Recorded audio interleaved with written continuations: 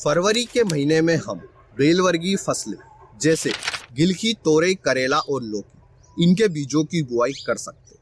यह बात सभी किसान भाइयों को पता है। पर अगर आप 1 एकड़ में बेलवर्गीय फसलों की खेती करने वाले हैं या फिर खेती करने का सोच रहे हैं, तो आप हमारे द्वारा बनाए गए 1 एकड़ बेलवर्गीय फसलों के मॉडल के अनुसार अगर इन फसलों की बुआई करते हैं तो ना सिर्फ आप पूरे साल बेलवर्गीय फसलों से उत्पादन ले पाएंगे बल्कि आपकी लागत भी आधी रहेगी। अब सवाल आता है कि यह 1 एकड़ बेलवर्गीय फसलों का मॉडल क्या है, तो जानेंगे इस वीडियो में आगे। नमस्कार किसान भाई, स्वागत है आपका एक बार फिर से आपके अपने YouTube चैनल क्रिएटिव किसान में। हम इस वीडियो के माध्यम से जानेंगे 1 एकड़ में बेलवर्गीय फसलों की खेती किस तरह से करें, इन बेलवर्गीय फसलों के लिए कौन से बीज का चुनाव करें, और अगर हम 1 एकड़ में बेलवर्गीय फसलें लगा रहे तो कितने एरिया में कौन सी फसल लगाएं। इसके साथ ही वीडियो के अंत में जानेंगे कि हम किस तरह से पूरे साल इन बेलवर्गीय फसलों से उत्पादन ले सकते हैं और हमारी लागत को किस तरह से आधी कर सकते हैं। तो वीडियो में आगे बढ़ने से पहले अगर आपने अभी तक इस वीडियो को लाइक नहीं किया है तो इस वीडियो को लाइक करें। हम इस वीडियो पर 1500 लाइक्स का टारगेट लेकर चलते हैं, तो फटाफट से लाइक करके टारगेट को कंप्लीट करें। और अगर आप चैनल पर नए हैं तो इसे सब्सक्राइब अवश्य करें। सबसे पहले हम बात करते हैं कि 1 एकड़ के खेत में कितने एरिया में हम कौन सी फसल लगाएं। सबसे पहले आप अपने 1 एकड़ के खेत को 3 हिस्सों में डिवाइड कर लें। इन 3 हिस्सों में से 50% एरिया में आप करेले की फसल लगाएं और बाकी बचे 25% एरिया में आप गिलकी और तोरई की फसल लगाएं। वह लौकी की फसल आप खेत की बाउंड्री के चारों तरफ लगाएं। इसे समझने के लिए आप वीडियो में देख सकते हैं कि हमने 1 एकड़ के खेत को किस तरह से डिवाइड किया है।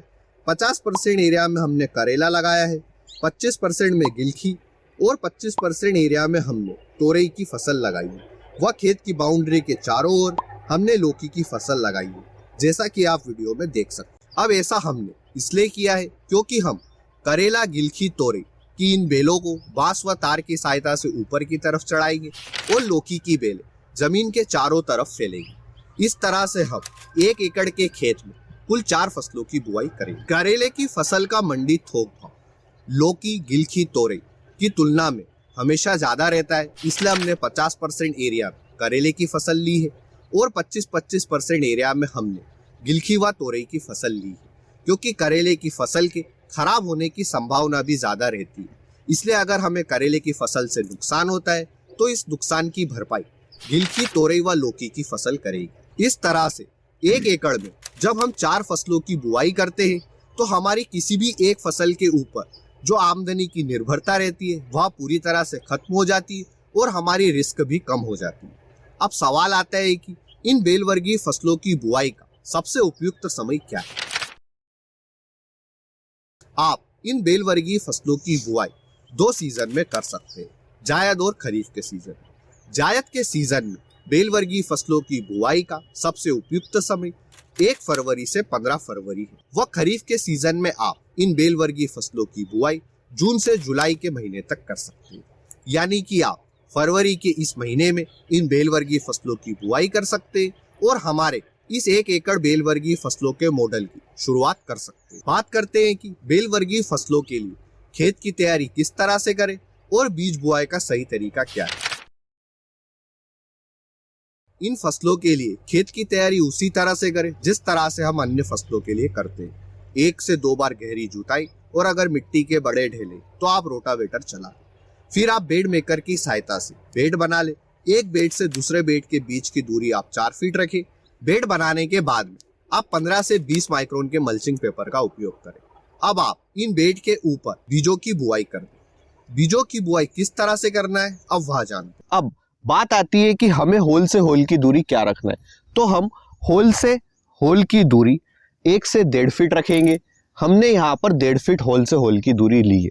वह इसके साथ ही एक होल पर हम 2 बीजों का छिड़काव करेंगे। आप देख सकते हैं कि हमने यहाँ पर 2 बीज लगाए। अब सवाल आता है कि हम इन बेलवर्गीय फसलों के लिए कौन से बीज का चुनाव करें। आप करेले की फसल के लिए GNR आकाश या फिर सीजंता VGH 106 के बीज का चुनाव कर सकते हैं। इसके अलावा आप अपने एरिया की किसी भी उन्नत किस्म के बीजों का चुनाव कर सकते हैं। गिलकी व तोरई के लिए आप निर्मल सीड्स की NSGH 341 व आप तोरई के लिए NRGH 22 रजनी के सीड्स का चुनाव कर सकते हैं। लौकी के लिए आप VNR सरिता या फिर VNR की VNR हरुणा के सीड्स ले सकते। व महिको कंपनी में आप महिको माही 8 व महिको माही वरद के सीड्स का चुनाव कर सकते हैं। बीज बुआई व बीज के चुनाव के बाद में सवाल आता है कि इन बेलवर्गीय फसलों के लिए खाद प्रबंधन किस तरह से करें। आप इन सभी बेलवर्गीय फसलों के लिए अलग अलग खाद डालने के बजाय जैविक खाद राइजिंग लीफ का उपयोग कर सकते हैं। राइजिंग लीफ पूरी तरह से ऑर्गेनिक है और राइजिंग लीफ फर्टिलाइजर को डालने के बाद में आपको कोई भी अन्य खाद डालने की जरूरत नहीं है, क्योंकि राइजिंग लीफ फर्टिलाइजर के अंदर आपको primary nutrient nitrogen, phosphorus, potash मिलता है व सेकेंडरी न्यूट्रिएंट सल्फर, कैल्शियम व मैग्नीशियम मिलता है। साथ ही साथ हमें micro nutrient iron, manganese, zinc, boron, silicon, copper मिलते हैं।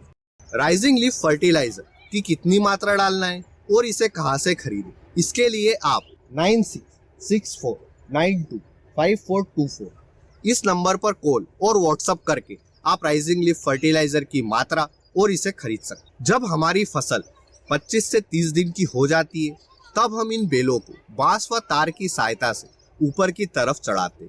सवाल आता है कि किस तरह से चढ़ाते, तो इन बेलों को ऊपर की तरफ चढ़ाने के लिए आप हमें बांस की जो दूरी है वह हमें 10 फीट लेना है। अब आप देख सकते हैं कि हमने इन बांसों को GI वायर के थ्रू एक दूसरे से बांध रखा है।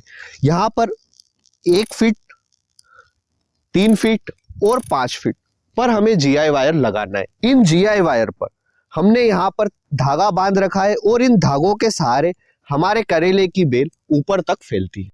नीचे के जो 2 वायर है 1 फीट और जो हमने 3 फीट पर लगाया है, यह हमको 18 नंबर लेना है और जो हमारा 5 फीट पर जो वायर लगा है यह हमको 24 नंबर लेना है। इसका कारण सिर्फ इतना सा है कि ऊपर की साइड लोड ज्यादा रहता है, इसलिए हमें बड़े वायर का सिलेक्शन करना पड़ेगा। अब जो आप यह धागा देख रहे हैं, यह आपको कौन सी टेक्निक से बांधना है, इसके लिए आप यह वीडियो देखिए। वीडियो के बाद हम बात करेंगे कि सिंचाई हमें कब कब करना है।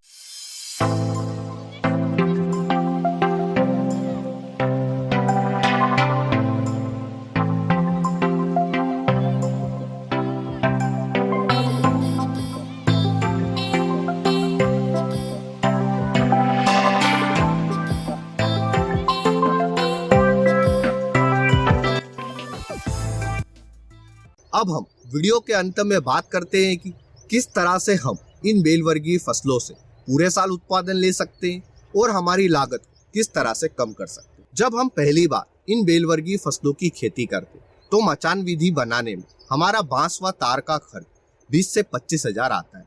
इस खर्च को आप आधा कर सकते हैं। किस तरह से करना है अब वह जानते हैं। जब हम फरवरी के महीने इन बेलवर्गीय फसलों की खेती करेंगे तो इनकी समय साइकिल जून के महीने तक खत्म हो जाएगी व जुलाई के महीने में आप फिर से इसी मचान विधि के सेटअप पर दोबारा से इन बेलवर्गीय फसलों की बुआई करें। इस तरह से आपका इस बार इन बेलवर्गीय फसलों की खेती में मचान विधि का खर्च नहीं आएगा। इस तरह से आप इस खर्च को आधा कर सकते हैं और पूरे साल इन बेलवर्गीय फसलों से उत्पादन ले सकते हैं। इस वीडियो में दी गई जानकारी अगर अच्छी लगी है तो वीडियो को लाइक और शेयर करें और ऐसे ही इंटरेस्टिंग वीडियो के लिए हमारे चैनल को सब्सक्राइब अवश्य करें। अगर आपके इन बेलवर्गीय फसलों से जुड़े कोई भी सवाल है तो आप हमें कमेंट सेक्शन में पूछ सकते हैं। धन्यवाद किसान भाइयों। जय जवान जय किसान।